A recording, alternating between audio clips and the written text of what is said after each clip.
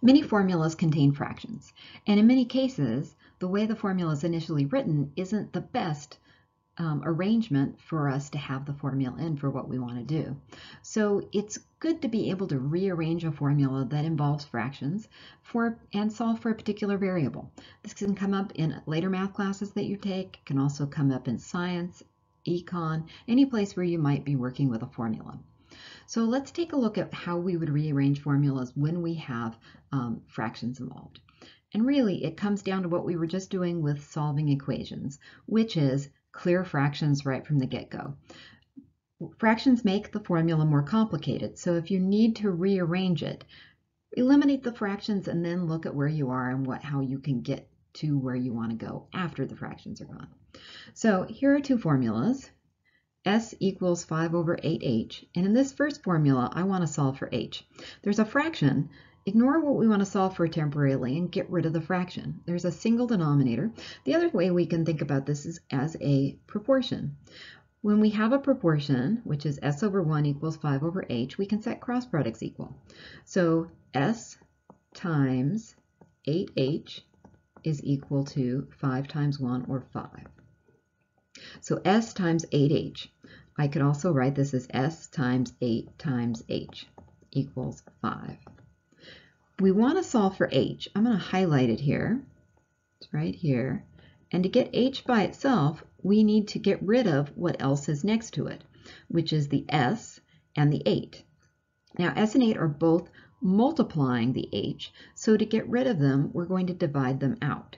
Divide this side by s8 and divide the right side by s8. Now, I recommend doing that at the same time.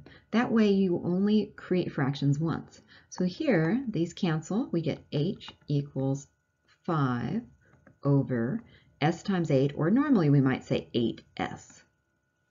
So there is our equation or formula rearranged, where h is solved for.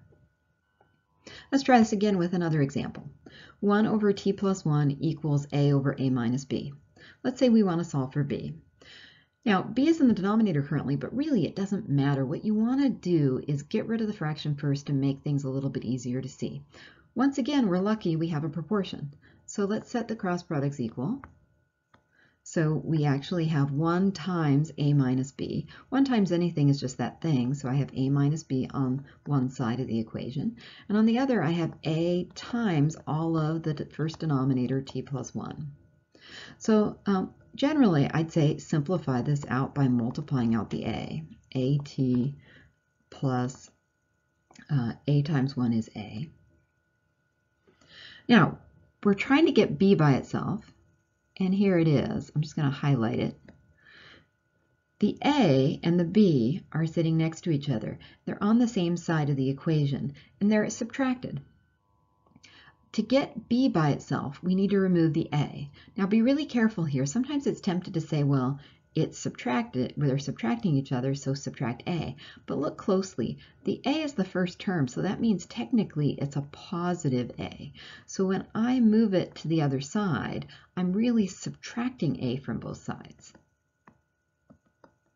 So what I'm going to have left, and normally I'd just say it, but I'm writing it down to emphasize it, I'm going to be left with negative b, so the negative is part of the b term, equal to at, and then a minus a goes away. This actually cancels out, just so the a actually gets eliminated on both sides of the equation. I now have negative b equals at. Remember, a negative in front of a variable actually implies negative 1 times that variable. So just simply divide out negative 1 on both sides. Really, that in essence changes the sign, so we get b is equal to negative a times t. So in this second example, we actually get a much nicer formula when we solve for b. Let's do a few more examples of rearranging formulas. Here I have a formula r equals r sub 1 times r sub 2 over r sub 1 plus r sub 2. You'll notice here that there's a lot of r's. You'll often see this in science formulas, that when you have things in a formula that are similar, in this case resistors, but there are three things involving resistors, instead of calling them A, B, and C, they will often call them all R, but then put subscripts or not a subscript on to distinguish them. So R sub 1 is something that is the variable for one of them, R sub 2 is a variable for the other, and then R is another variable for something different altogether. So what we have are three variables all involving R, but they are different because two of them have subscripts that are different, and the third one doesn't have a subscript. So you have to be really careful with these types of formulas that you don't lose a subscript or write one where there shouldn't be one, but it is going to happen in science, so it's worth having a couple of examples in our class just so that you get used to it. Well, we've got a fraction here, and the first step in terms of rearranging this formula is to clear the fractions out so you can see more clearly what you're working with. It is a proportion, in fact, because R by itself would technically be R over 1. So I'm going to set cross products equal. I'm going to have R times R sub 1 plus R sub 2 equals, the other cross product would be R sub 1 times R sub 2 times 1, which would just be R sub 1 times R sub 2. Now clear the parentheses, so distribute R through. So we get R times R sub 1, R plus R times R sub 2 equals R sub 1 times R sub 2. Now highlighting, now that I've simplified the fractions away, highlighting the variable that we're trying to find, which is R sub 2, and get it by itself, notice R sub 2 doesn't appear just once, it appears in two different places. So we're going to have to work on getting it so it only appears once and in one place, okay, and then isolate it. The way we're going to do that is we're going to take advantage of factoring. So factoring comes up in lots of places in mathematics. To do that, though, before we factor, we want both of these terms that have the R sub 2 to be on the same side of the equation. Since I have one term on the left that doesn't have R sub 2 in it, this one that I'm underlining here in purple, we're going to leave that one where it is, and we're going to move the one that the term that has the R sub 2 away from it. Remember, when you move a term to the other side, you're going to subtract it or change its sign. So we're going to have the original term that was on the right, R sub 1 times R sub 2, and we're going to subtract the one we move, R times R sub 2. Now I'm going to highlight again what we're trying to get by itself, R sub 2. Again, it still appears twice. Factoring is going to allow us to have it appear once. So if we rewrite this equation, but factor the right-hand side, R sub 2 will factor, and what we're left with is R sub 1 minus R. The factoring makes it so that R sub 2 only appears once, and that R sub 2 is now multiplied by everything in the parentheses. So if I want to get it by itself, I just simply divide by everything that's in that parentheses. Now I have to divide on both sides, and then it will cancel on the right, so I'm going to get R sub 2 isolated equal to R times R sub 1 over R sub 1 minus R. There is the formula rearranged so that R sub 2 is by itself.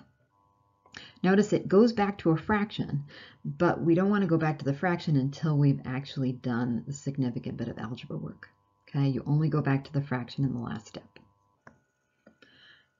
Let's look at one more example of rearranging formulas. This is a formula that will come up when we do some applications later with rational expressions and equations. This is a formula for work rate. It's 1 over A plus 1 over B equals 1 over T. And we'll talk about what A and B and T represent in a later video. For now, let's just concentrate on solving for T. As a first step, let's find a common denominator and clear the fractions. Now the reason we can't set cross products equal is this is not a proportion. We don't have a fraction equal to a fraction, so we do need to find the LCD. The LCD, take the first denominator, then take the second denominator. B has nothing to do with A, so I just create the B there. And then the third denominator, again, is totally different. So my LCD is actually their product, ABT.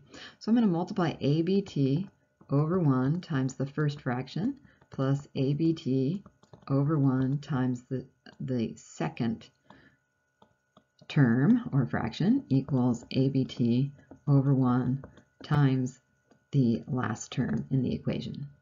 Canceling those denominators out, a cancels in the first term, b cancels in the second term, and t cancels in the third term. Be careful to make sure you see everything that's left. bt times 1 is bt plus at times 1 is at equals ab. Fractions gone. So the equation looks much better. And if we go back to thinking about what we're trying to solve for, we're trying to solve for t. Where is it? Well, it's right here and right here. Again, it appears in two places. When you have it in two places, you want them on the same side of the equation, which we have, and then you want to factor it. So factor the t out of that side of the equation. So when I factor the t, I'm going to have b plus a in parentheses. That's equal to the right side of the equation, which was ab. Now, t is multiplying that stuff in parentheses, so divide out that stuff in parentheses to get t by itself. So t is going to be equal to ab over b plus a. Now you're welcome to write b plus a or a plus b. It's your choice. Either one is perfectly acceptable. So there's our other formula on this page where t is now solved for.